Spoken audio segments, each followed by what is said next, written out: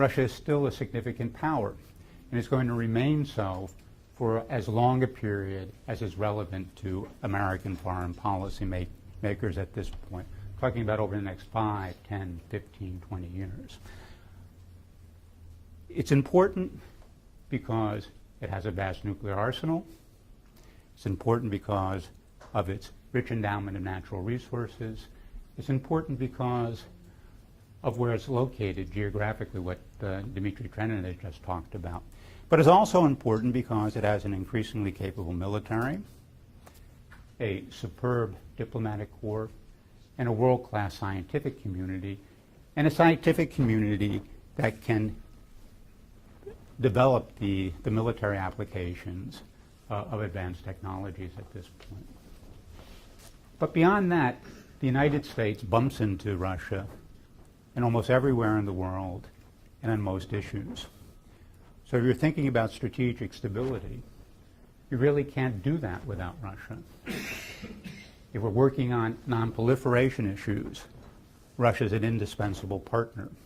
If you think about developing durable architectures of security in Europe, the Middle East, South Asia, to a lesser extent in East Asia, then Russia's clearly going to be an important player in that endeavor, given where it's located, given its ability to project power. And then finally, as already mentioned, the vast natural resources make Russia an important element in a global economic environment, and particularly if you're thinking about energy security or how we're going to develop energy markets. Russia, as one of the leading producers of energy and exporters of energy, is going to be an important partner. So the United States, in its foreign policy, is going to have to reckon with Russia in one way or another. Now, I also think that this Cold War analogy is bad for us because it leads to, I think, the wrong conclusions about U.S. policy. It inevitably brings back the idea of containment. And I don't think that you can contain a country that is one of the world's largest economies in a globalizing world today. You can't contain a country like Russia in what is increasingly a multipolar world when other countries, particularly India and China, but even a lot of America's allies in Europe and East Asia, are not really prepared to follow America's lead in containing Russia. And also, it doesn't make any sense geopolitically to contain a country like Russia when your real major strategic challenge is the rise of China, and that Russia, in time, could be an important partner, not in containing China, but in hedging against the types of activities that China might pursue. So it's a way of improving the landscape for the United States and Russia in dealing with China. And then finally, the Cold War analogy tends to increase or reinforce the tendency we already see quite prevalent in the United States to demonize Putin and to demonize Russia. Now, demonization takes Russia out of a historical context, and it puts it very much in an ideological context, where you're talking about a battle between good and evil. It doesn't help us understand what the motives are and what Russia's interests are in pursuing its foreign policy. And I would argue that the demonization is really an excuse for not having a well-thought-through foreign policy, as opposed to developing an appropriate Russia policy for the Russia challenge that we face today.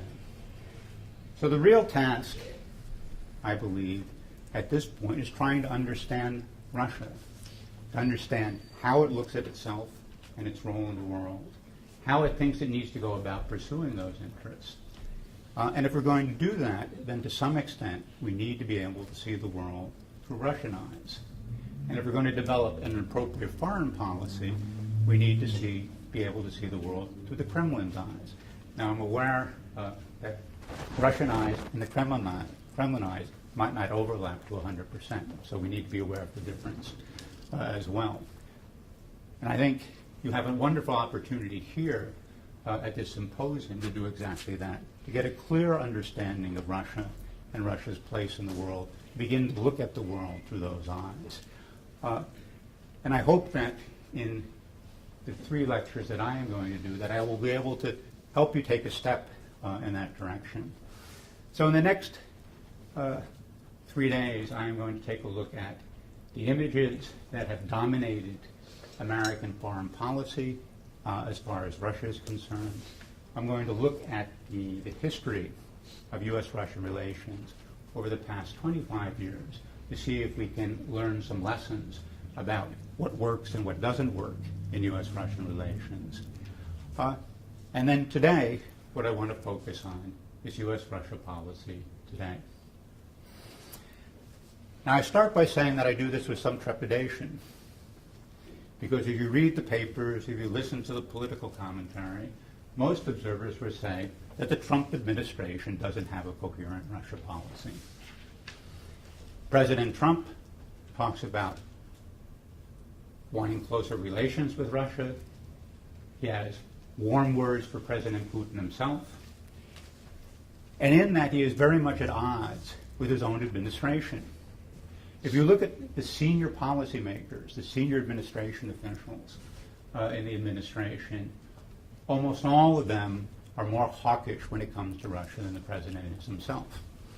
And there's been only one exception over the past 18 months, and that's Michael Flynn. And we all know what happened to Michael Flynn, right? So, the senior administration officials that are at odds with the president. I think it's also quite clear that this administration has yet to develop what we would call the routinized interagency process, certainly when it comes to making Russia policy. That is a process by which you would bring together the various elements of the U.S. government. You would articulate what those interests, what each bureaucracy or each element sees as an interest. You would then try to manage those in some way to come up with a coherent policy that satisfies the broadest range of interest across the U.S. government. We don't have that in this administration. And then finally, you have the element of Congress. Congress always plays some role in the formulation of U.S. foreign policy, but it plays a particularly invasive role, I would argue, in Russia policy today, in part because much of Congress has no confidence in President Trump's instincts on Russia. And so you see the U.S. Congress a year ago passing the CATSA legislation that codified the sanctions that had already been in place, created the legislative basis for further sanctions, called for further sanctions, and continues to press the President of the United States to levy further sanctions against Russia. And then there's one other complicating factor when it comes to U.S.-Russia policy at this point, and that is that for large segments of the American political establishment, Russia is not so much a matter of foreign policy as it is of domestic politics. Right? So you see large elements of the Democratic Party that still have not come to terms with Trump's election victory and want to use the allegations of collusion between President Trump and his associates with the Kremlin as a cudgel against the Trump administration. You also see that a substantial number of Republicans now want to talk not about possible collusion between the Kremlin and President Trump, but collusion between the Kremlin and the Democratic Party, the Steele dossier being the prime example at this point. And so we have a bipartisan agreement that there have been some collusion. We just disagree about who's colluded with whom in the American political election. And then while in this atmosphere, we have the ongoing Mueller investigation, which creates an occasion for further discussion every day about who has done what to whom and what it means about our relationship with Russia. So it's a situation where it's very difficult to form a coherent Russia policy at this point. Now, with all that said, I'm going to make an argument that you can begin to discern the outlines of a Trump administration Russia policy. And what I think President Trump himself would find surprising is that that policy actually builds on and expands the policies of the Obama administration, no matter how much President Trump wants to differentiate himself from his predecessor. Now, the turning point where we start to see the development of this policy is in 2014 with the Russia's annexation of Crimea. A major turning point in the way the United States thought about Russia. Up until that point, the goal of the United States had been to integrate Russia into the Western world as a free market democracy along Western lines, ideally along American lines. The annexation of Crimea put an end to all those hopes, finally killed that hope of integration. Now, if you've been listening carefully to what President Putin had been saying for a number of years, you would realize that this interest, whatever interest Russia had had in that integration in the first years after the breakup of the Soviet Union, had really waned significantly as Putin moved deeper into his presidency. So perhaps some of you remember the remarks that President Putin made at the Munich Security Conference in February of 2007, 72 hours after I left the Bush administration, so I have no responsibility for them. But he castigated the United States for this, as he said, this effort to build a unipolar world, for its refusal to take into account Russian national interest. And at the end of that speech, he made it very, very clear that Russia intended to pursue an independent foreign policy in pursuit of its national interest, and that it wasn't about to abandon those interests to any sort of hope for integrating with the West. He wasn't going to abandon those interests in favor of an American understanding of Western values. Now, after 2007, of course, we get the reset under President Obama. And that, I think, for a time, sort of diminishes this sense of that Russia is moving in a quite different directory. And so we get some very positive steps. Agreement on the New START. Coordination between the United States and Russia in dealing with the Iranian nuclear problem. Working together in the supply of American and NATO forces in Afghanistan. The United States working with Russia to facilitate its entry into the World Trade Organization. It begins to sour under Obama once again on its very specific date, a date in September 2011, when then Prime Minister Putin announces that he intends to return to the Kremlin as president.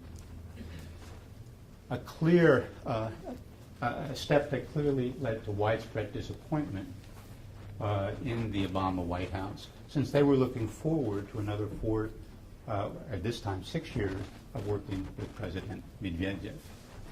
After that, we get a series of other events that lead to a deterioration in the relationship. President Putin's accusations that the United States has instigated the anti-Kremlin protest after the rigged Duma election in December of 2011. After Putin is safely ensconced back in the Kremlin again, we get a widening crackdown on asymmetric opposition forces. In the summer of 2013, the Kremlin decides to provide asylum to Edward Snowden, who was responsible for a massive leak of American activities and information and operations in cyberspace, something that the administration found very, very difficult to swallow and saw very much as a hostile act. And then finally, Crimea in 2014, which if we were good Marxists, we would say was that last sort of quantitative addition that led to the qualitative leap in the relationship. So a radical, I think, shift almost overnight on how we were going to approach Russia. And the situation, as we know, only gets worse from that point on, with the Russian intervention in Syria starting in 2015, and then all the information, revelations about the way that Russia allegedly tried to interfere in the American political process in the summer of 2016. So we have very much a different Russia, at least in the minds of American policymakers.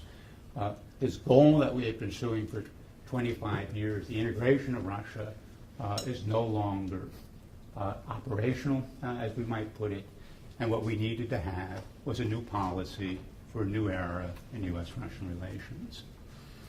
Now, this begins with Obama, with the Obama administration. Very quickly, they moved from the position that they had taken for most of the administration, which was that they wanted to work with Russia as a partner in dealing with global issues. It's laid out very clearly in the National Security Strategy of 2010. And now they're going to turn to countering Russia aggression. This is laid out in their strategy of 2015. Now, they always leave open the possibility of cooperating with Russia, but it's only cooperation if Russia comes back to accepting the norms, if Russia changes its behavior, if Russia pursues a type of foreign policy that is more consistent with what the United States wants to do. So you've got the rhetorical change in foreign policy. You get the first sanctions levied because of the actions in Ukraine, building on the Magnitsky sanctions, which wasn't something that the Obama administration had wanted, but was again a congressional act. But they do their own sanctions because of Crimea. They follow up later on with sanctions that are related to the election meddling. And at the same time, the Obama administration does something that is very typical of American policy. When they are outraged by the actions of another country and they think it's going to be long-term, they break off relations for most practical purposes. That is, they shut down the channels of communication that had been quite active prior to that. And the most important channel that was shut down was this bilateral presidential commission that had been set up in happier days, that brought American officials and Russian officials, to some extent American civil society and Russian civil society, together to work on a range of very important issues for the two countries, whether it be strategic stability talks, economic issues, geopolitical issues, regional conflicts, people-to-people exchanges. Now, the Obama administration also shifted the goal. It's no longer integration. It really is containment. It's to put an effort to isolate Russia, to put pressure on Russia, to compel them or to persuade them to change their behavior in international affairs. And most importantly, the change was to be a return towards respect for the norms of European security, international security, a renunciation of the use of force to change borders, and respect for the sovereignty of all states, particularly those along Russia's long periphery. In very practical terms, it meant they wanted Russia to return Crimea to Ukraine and to stop their support, both material, financial, and otherwise, for the separatists in eastern Ukraine. As I said, Trump administration really builds on this. If there's a difference, it has a harder edge realism than the Obama administration's policy did.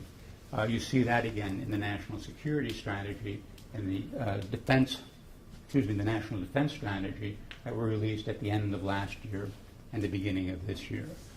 This talk about Russia along with China as being a revisionist power, a strategic competitor, a country that is endeavoring to undermine the U.S. position in the global environment today, a country that along with China is trying to export its authoritarian practices to other countries in the world, a country that is trying to gain a veto authority over the economic, diplomatic, and political decisions, particularly of neighboring countries, a country that is using its abilities in information space to try to sow discord in the United States and in Europe and among America's allies.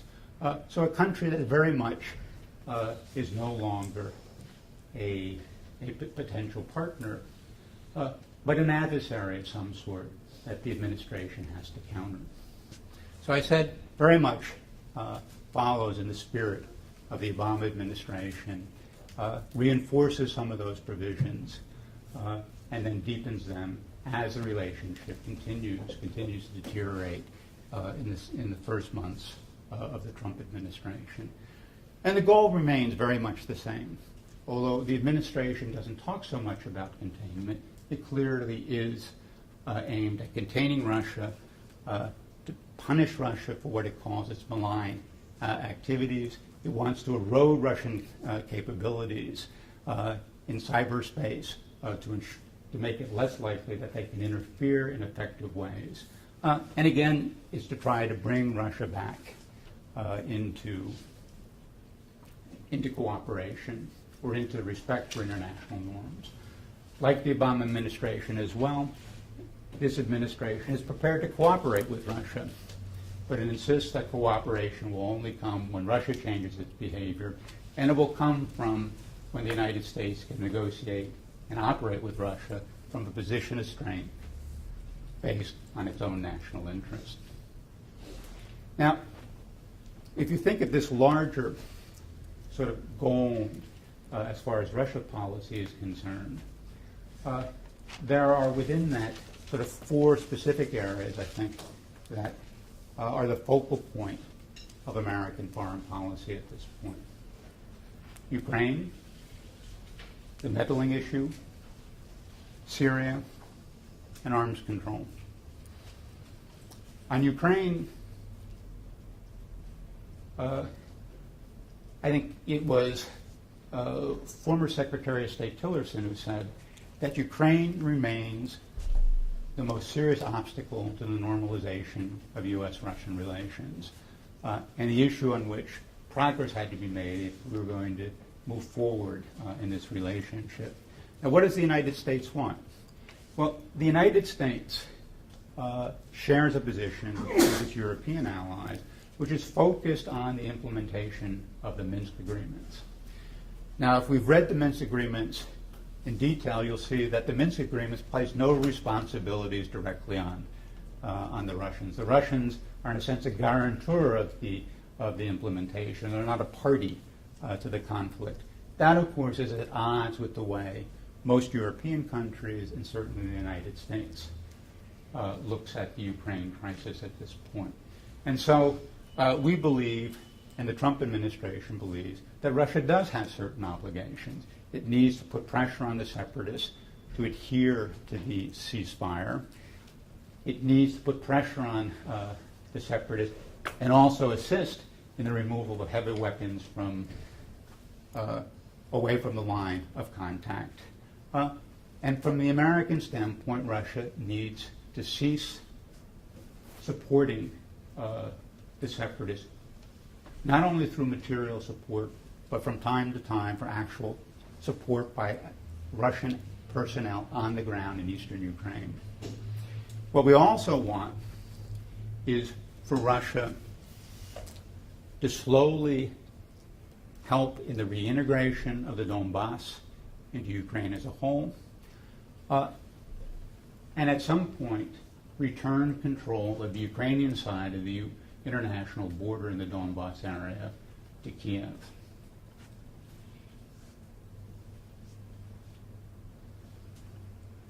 And then finally, there's the question of Crimea.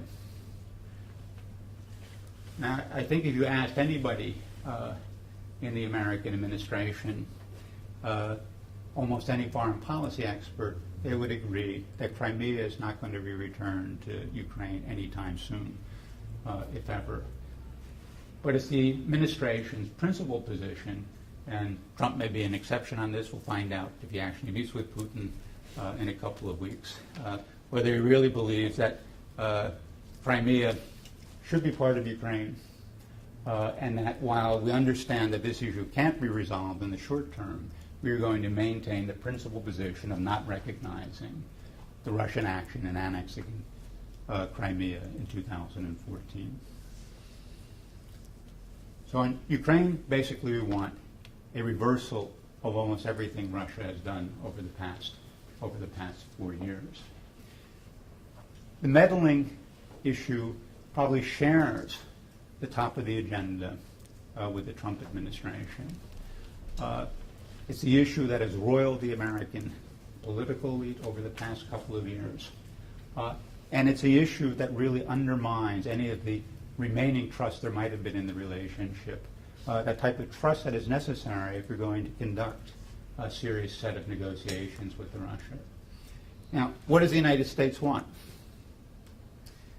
Well, I think you can say it in very sort of simple terms. What the United States wants is for Russia to stop interfering in American politics. The real question is, what does that mean in practical terms? How do you go about doing that? How would you verifiably determine that Russia was no longer interfering in American domestic politics in the current communications environment? How do you do that, and how do you crack down on that if you still want to remain committed to free speech in the United States? I think there's sort of a practical question of what non-interference would look like at this point, and the administration hasn't really specified that in any great detail. The administration is not going to get a confession out of Russia that they've interfered in American domestic politics. What they will get out of Russia is accusations that the United States has interfered in Russian domestic politics. This is a case when both sides are right, but neither side wants to admit it. The other way of approaching this would be to sit down with the Russians and develop a set of norms. Norms about how we're going to manage the relationship in this information space. Norms that would try to determine where the almost inevitable interference in one another's affairs that grows out of modern communications technology crosses a line into being destructive effort to unsettle, to undermine the domestic regime of another country. Now, the Russians have proposed such talks. They did certainly a year ago. The administration at that time turned them down. So we haven't made a lot of progress on that, but I think the administration's goal, at least in a very abstract way, is clear. Syria. And Syria, the clear, important priority is deconfliction, to making sure that the United States and Russia don't get engaged in a conflict that grows out of an unwanted accident in a very crowded airspace over Syria. And so we've had a deconfliction channel that has been working almost from the moment that the Russians intervened in 2015, and for the most part quite effectively over that time. If you go beyond sort of this practical goal of deconfliction, then the United States remains committed to trying to find a political solution to the Syrian crisis, and they remain committed to doing that through the UN-sponsored Geneva process. Now, this administration, unlike the previous administration, has not really been very active in that search for a political solution. Secretary Kerry, if you remember, spent almost the last year and a half, 2 years of his time as Secretary of State working very actively with his counterpart, Foreign Minister Lavrov, in the search for a solution. And they probably came up with at least 2 or 3 plans for ceasefires that they agreed to, announced, and then had them break down within a very small number of days in Syria itself. So this administration is really not focused on that at this point. There have been some discussions between Tillerson and Lavrov. Pompeo only had his first phone call with Lavrov about 10 days to 2 weeks ago. So we're not doing that in a serious way. And then finally, there's the issue of arms control. And here again, the U.S. interest and goal is quite straightforward, and that is to persuade the Russians to move back in compliance with the INF Treaty, which this administration, along with the Obama administration before, has accused the Russians of violating and continues to violate. Now, there haven't been a lot of serious discussions about how you do this, certainly not at the official level. There's some experts that are trying to work this out at this point. I think there's also a suspicion in some parts of our own American foreign policy establishment and the expert community that this administration itself might not be totally committed to the IMF treaty and be quite happy if the IMF treaty were to break down and that we could accuse the Russians of doing that. If you look at the plans on the nuclear side, our effort to develop lower yield weapons, the decision to begin to explore, design, and think about the production of missiles, ballistic missiles that would violate the treaty, as we say, as a way of putting pressure on the Russians to come back into compliance, could be a way of preparing the grounds for the United States to break out as well. I think there's some concern that if you look particularly at the current National Security Advisor, not known for a long-time commitment to arms control. I worked with a little bit in the Bush administration in the 2000s, and I can confirm that at that point, I don't think his views has changed, that his first priority was not coming to agreements with the Russians on how to manage nuclear arsenals. So we have these 4 policies that this administration is pursuing. I think the ones that they're focused on, as I said, very much in line with what the Obama administration was doing. If you look at the way they hope to advance this agenda, you'll see that the approach is very much along the lines of what the Obama administration was doing before. And there are 4 elements to this, which I would call punishment, deterrence, defense, and dialogue. Now, it's the punishment that has received perhaps the most attention at this point, and you see that very much in the sanctions that this administration has levied, targeted against individuals, targeted against other entities in Russia. It has maintained all the sanctions that were levied by the Obama administration, and it's added its own. Now, I think you can say with some reluctance as far as the president himself is concerned, but what with not nearly the same reluctance by other elements in the U.S. government at this point. The administration will tell you to justify that it's been hard on the Russians, that it's sanctioned over 200 individuals and entities since it took office in January of 2017. So that is, I think, a large part of the punishment.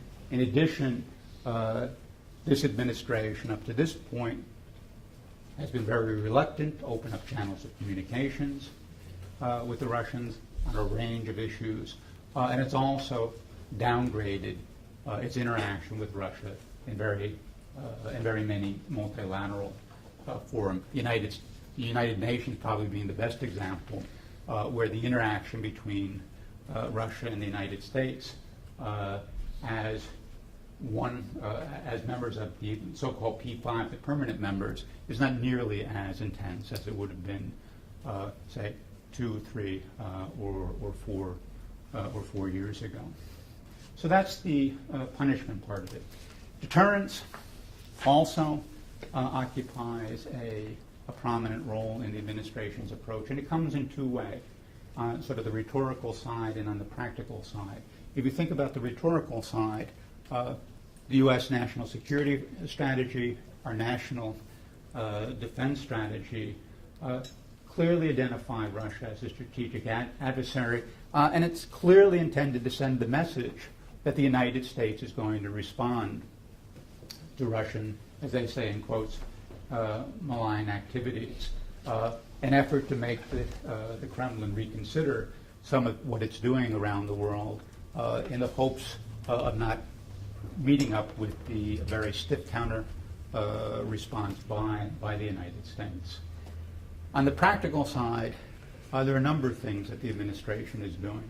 Again, following on from the previous administration, we had the European Deterrence Initiative that was launched in 2014, 2015, a initiative that is meant to enhance the role of the U.S. military in Europe, rotate troops through on a more regular basis, put more money to training those forces, building the capabilities of partners, improving the infrastructure in Europe so that forces could actually move rapidly across Europe. I learned from someone who's been engaged in this over the past couple of years that even if we had hundreds of tanks in Germany today, we actually couldn't move them to the border with Russia in a conflict scenario because the bridges haven't been certified. We don't know whether the tanks could pass across those bridges without cratering the bridges at this point. Just another example of the United States actually having dialed back this consideration of a Russia threat after 1991. So we need to build up the infrastructure. American troops, as you know, are playing a prominent role in the forces that were put into Poland and the Baltic states beginning in 2017 in response to those countries' concerns about Russian threats. It's a way to reassure them and to deter the Russians. And then finally, and here the administration has broken with the Obama administration, the provision of lethal defense weaponry, the anti-tank weaponry, the javelins, to Ukraine at the beginning of this year, again in an effort to deter Russian activities in Ukraine. On the defense side, just a few things. And here I think you need to note that deterrence and defense overlap in some way. On the defense side, I would put actually the expulsions of Russian diplomats and the shuttering of Russian facilities in the United States, an effort to erode the capability of the Russian special services to engage not only in espionage in the United States, but to degrade the capability of interfering into the American political system through cyberspace in particular.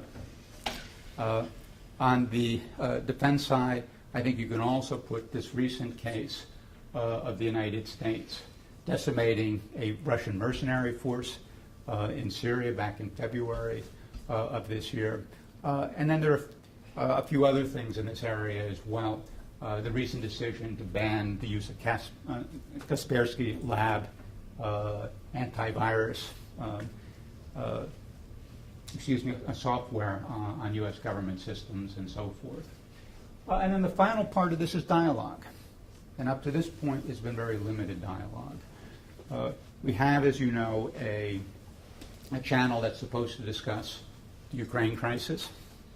It's been going on for about a year at this point. Hasn't made significant progress. Hasn't met since January of this year. We have, as I already noted, the deconfliction channel for Syria. In addition, there have been intermittent efforts by the State Department to meet with the Russian Ministry of Foreign Affairs to talk about strategic stability, a little bit more effort in removing what they call the irritants in U.S.-Russian relations, that is, negotiations intended to return diplomatic property to individuals, to cut down on the harassment of diplomats in both countries, and so on. Finally, you've had some conversations between the Secretary of State and the Foreign Minister. We'll see how active they're going to be with the new Secretary of State, Pompeo and Lavrov at this point. And then you've had finally a series of conversations between the two presidents. A meeting in Hamburg last summer, a set of walking meetings in Da Nang in the fall of last year, and then possibly a meeting of some sort in Vienna in the next few weeks.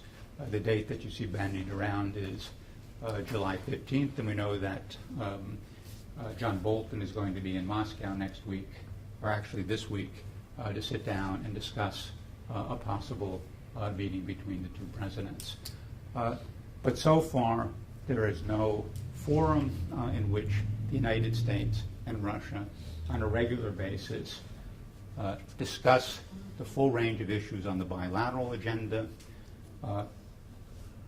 consider the broader set of issues that are occurring in the world and impact on the United States and Russia, and certainly at this point no intention in Washington to set up that type of forum anytime in the near future. As I said, we'll wait to see what comes out of the meeting between the two presidents. But no matter what the presidents decide, I think you're going to find that there's still significant resistance within the American bureaucracy to undertaking that broad type of engagement with Russia at this point. So we've got a set of goals. We had a set of instruments that the United States is pursuing. And the question that we want to, I think, end with is the logical one. Is it succeeding? Does it work? Now, this is not a straightforward equation. In fact, it's quite complicated, in part because we don't have clear insight into what the Kremlin wants to do. Kremlin decision-making is opaque to the outside world. So if the Kremlin doesn't have now and never had any intentions of invading the Baltic states, putting American troops or NATO forces in the Baltic states really hasn't deterred them from something they didn't intend to do. The same thing in Ukraine. If Russia doesn't intend to move farther in Ukraine, to escalate the conflict in eastern Ukraine, to providing anti-tank weapons to Ukraine really doesn't play a role in deterring them. I think the best you can say at this point is that the deterrent steps that the administration have taken are matters of prudence, given that we remain deeply uncertain as to what Russia is intending. What is clear is that up to this point, American policy has not led to Russia rolling back the things that created the cause of concern in the first place. So Russia is still in Ukraine. Russia is still supporting the separatists in eastern Ukraine. It's still backing to the hilt President Assad in Syria. It continues to develop its non-compliant ballistic missiles. And I think that in some sense, the administration finds this frustrating because at one level, the sanctions in particular have done exactly what they're supposed to do. They have, in fact, reduced Russia's economic growth. The IMF estimates that it's about 0.5 to 1%, 1 percentage point of GDP over the past few years. They have led to a drying up of foreign investment in Russia over the past several years. They have complicated access to financial markets.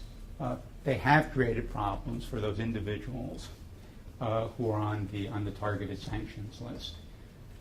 But all of that has not produced the political change in behavior.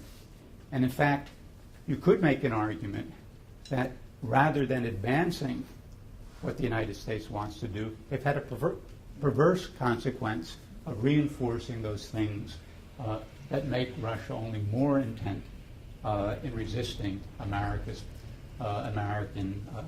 foreign policy. Putin's popularity, it rose to 80% after the Crimean event. It stays at 80%. And many people have argued that the sanctions have created a rallying around the flag effect. So that despite the decline on the economic side, you still see this very fervent support for President Putin at this point. We have anecdotal evidence that suggests the oligarchs who have been put on the list are repatriating some of their wealth from Western Europe or from Europe, from the United States, and in fact are helping Putin succeed in a policy that he launched a few years ago about de-offshorization of the Russian economy, getting these oligarchs to bring the money back and put it to work in Russia. And then finally, it has had, and I think, a very serious impact on the Sino-Russian relationship, pushing Russia farther into China's embrace than Russia itself would wanted to go a few years ago, and helping to bolster the position of a country that is clearly a competitor to the United States at the strategic level, and will be an important one over the next generation, namely China. Now, I think if you look at the impact of the sanctions, if you look at the impact of American policy at this point, one can make an argument that what you need is a re-examination, that we need to sit down and decide what we're going to do, what tools we're going to do to see if we can get a somewhat better result than we have at this point. Now, is that happening in Washington? Looking at this from the outside, I would say the short answer is no. And what you get in Washington, I think, is this reflex action that we need to double down. That we simply haven't pressed the Russians hard enough at this point. That the strategy hasn't failed so much as that we haven't pursued it with sufficient energy and dedication up to this point. My own sense is that if you double down, you will get pretty much the same thing that you had now. You'll only worsen the negative aspects of the policy at this point. It's a policy that is only going to lead to more frustration in Washington and will deepen the deterioration and estrangement between Russia and the United States. I think the approach and where I would make the change is you move away from this idea of containment and isolation to engagement. As I said, you can't isolate one of the world's largest economies. You have to engage it in some way. You can't benefit from pushing Russia towards China. You need to engage Russia, create a more level playing field in this triangle of Russia, China, and U.S. relations. Now, engagement obviously is not a panacea. There are, and I think we need to recognize it, very deep and profound differences between the United States and Russia when it comes to things like the interpretation and application of the principles of world order. It's clear that we have geopolitical differences. They grow out of our different geopolitical positions and the way we operate with the world.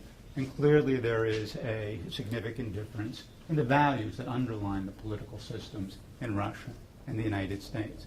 Engagement isn't going to get rid of any of those things. But what engagement does is, in the first instance, it allows you to get a better understanding of the other side, how it articulates its interest, what drives it, what its red lines are.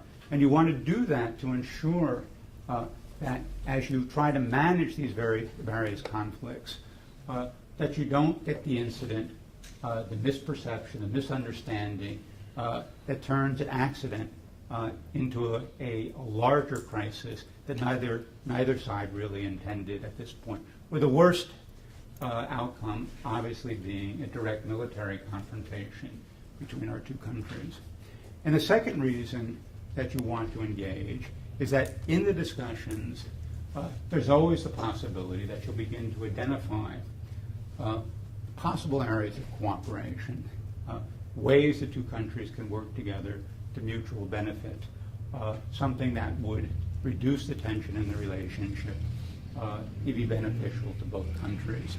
So engagement is the way that you begin to take a relationship that is very close to becoming permanently adversarial and confrontational, and turning into one where it's not the broad cooperation and strategic partnership that the United States aspired to 25 years ago, but a competitive relationship in which the competition is managed in such a way that each country can at least survive as it tries to pursue its national interests.